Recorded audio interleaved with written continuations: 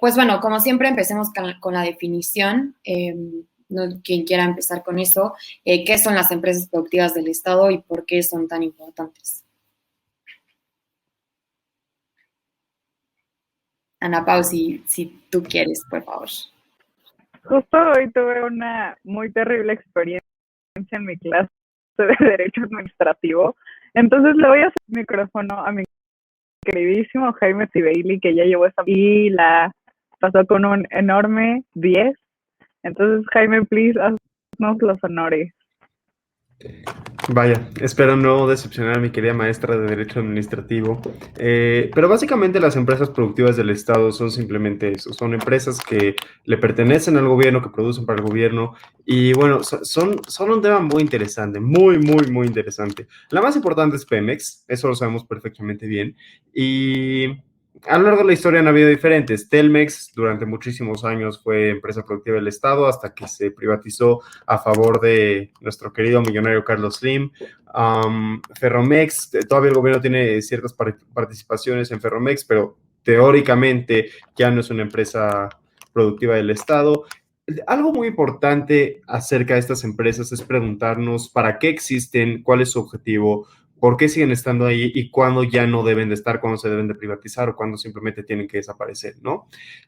Parte de la idea detrás de las empresas productivas del Estado es que existen porque están produciendo un bien que los privados no pueden producir por alguna razón, porque son muy caros, muy difíciles, porque afectan a la soberanía nacional, y entonces el gobierno decide que él los va a producir porque son muy importantes y bueno, se crean las empresas productivas del Estado porque no lo pueden dar ya gratis, como es el caso de la gasolina. Sería muy poco eficiente dar gasolina gratis porque es muy caro producir gasolina y pues hay que venderla, pero se deciden crear estas empresas en distintos países para atender diferentes necesidades. Esa es básicamente la idea detrás de las empresas productivas. Y entonces te empiezas a preguntar cuáles tienen que existir y cuáles no. Entonces, por ejemplo, en algún momento tenía muchísimo sentido que existiera Pemex porque el petróleo era el engranaje de la economía mundial y entonces si tu petróleo estaba siendo consumido o utilizado por una economía externa, pues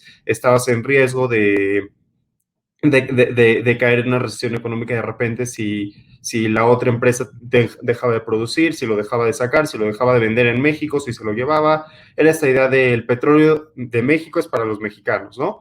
Pero conforme nos vamos alejando del petróleo, te empiezas a preguntar si realmente vale la pena tener a Pemex como una empresa del Estado o si ya puede ser una empresa privada, ¿no? Este es el análisis que se va haciendo con las distintas empresas y fue el análisis que en su momento se hizo con Teléfonos de México.